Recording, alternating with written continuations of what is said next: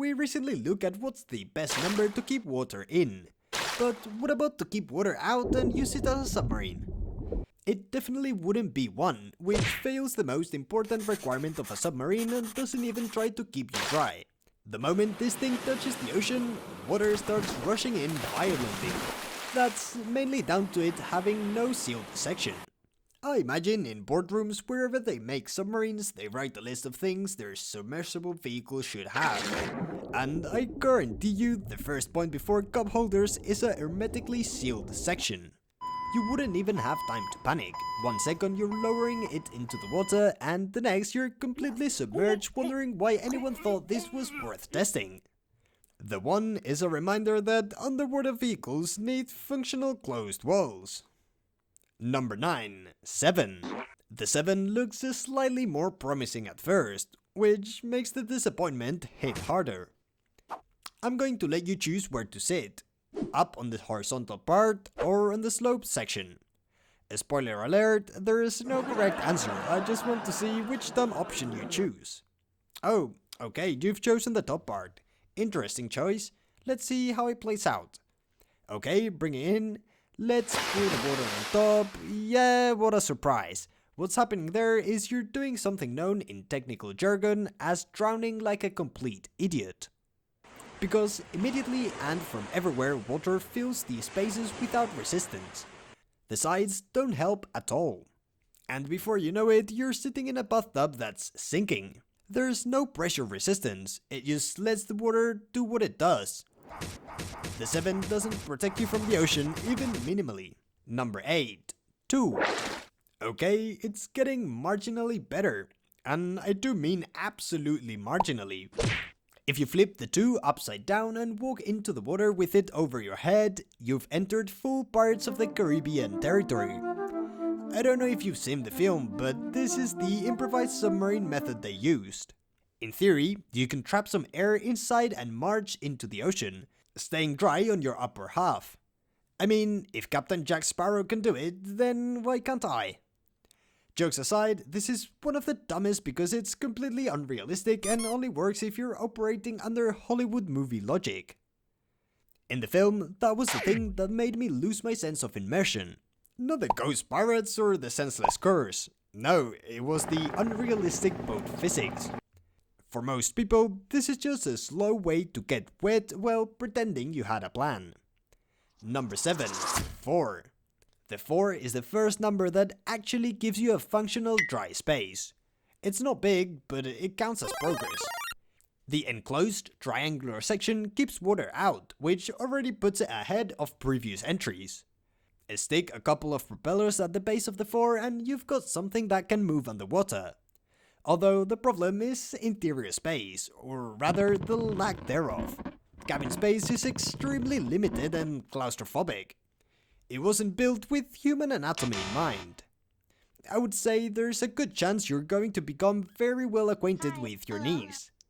When you try to get out of this thing after hours, you're probably going to be stuck in that tucked position for a while. Still, it works. It's uncomfortable, but it's functional. Number 6. 0. The 0 makes a lot of sense from an engineering standpoint. Alright folks, sit down. It's physics lesson time. You talking in the back, get out. Okay, now listen. Submarines face immense pressure, and circular shapes distribute that pressure evenly. That's why real submarines use cylindrical or rounded hulls.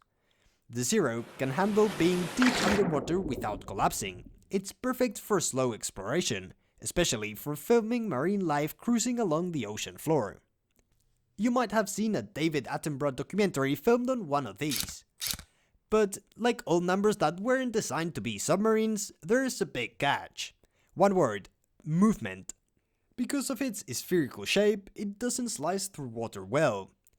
Any voyage will be slow and take several hours, moving at a pace comparable to a jellyfish that's not in a hurry. Number 5. 6. This one's surprisingly practical.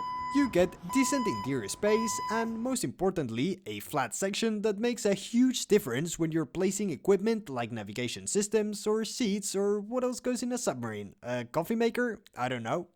but it makes it easier to stand without sliding into a curved wall. It's a well thought out design. The curved side handles pressure well. The flat side gives you stable structure. It's not the fastest thing in the world, but it feels stable and usable. I would say this is a submarine designed by someone who thought about human comfort during long trips. Number 4. 9. The 9 takes things up a notch. That long tail sticking out isn't decorative. It's basically a massive propeller. This thing can move directly with purpose. You don't have to worry about drifting or getting stuck behind slow-moving jellyfish. You can power through them. Caution though, it might make a bit of a biological mess. The main body handles pressure well and the propulsion gives you directional control. It's a little awkward to dock given it has no flat surfaces, but once you're moving, it feels strong and capable. Number 3. 5. The 5 is compact, but works in its favor. It's nimble and easy to control, making it ideal for short trips. It's kind of like the compact sports car of submarines. This feels like the kind of submarine you'd rent on vacation for an afternoon. You're not going deep diving or staying down long. I doubt this has oxygen tanks to last you longer than 45 minutes. So while you're looking at coral reefs, don't forget that detail. Could end badly. Other than that, everything's close, controls are within reach, and you don't feel like you're fighting the vehicle. It's simple and effective, but most importantly, it's fun to operate. Number 2. 3. This is an improvement on 4 in almost every aspect. For one, you get more cabin space, which makes longer journeys more tolerable, especially if there are annoying kids with you. Secondly, the shape allows for dual propellers, giving you better speed and control, so you can explore at a decent pace without feeling rattled or cramped. It's comfortable enough to stay in for a while and fast enough to feel capable. The 3 feels like a proper exploration submarine rather than a novelty. Number 1. 8. And finally, this is the real professional deal. 2 separate distinct rooms giving you space for complex operating systems and real comfortable living conditions. The shape handles deep ocean pressure exceptionally well, and the 2 separate compartments make sense for all the crew on board. This could be used for long research trips or for more terrifying reasons like military naval invasion. With the way things are going today, hopefully not anytime soon, but if you had to go underwater and stay there for an extended while, the 8 is the number you'd want completely wrapped around you protectively.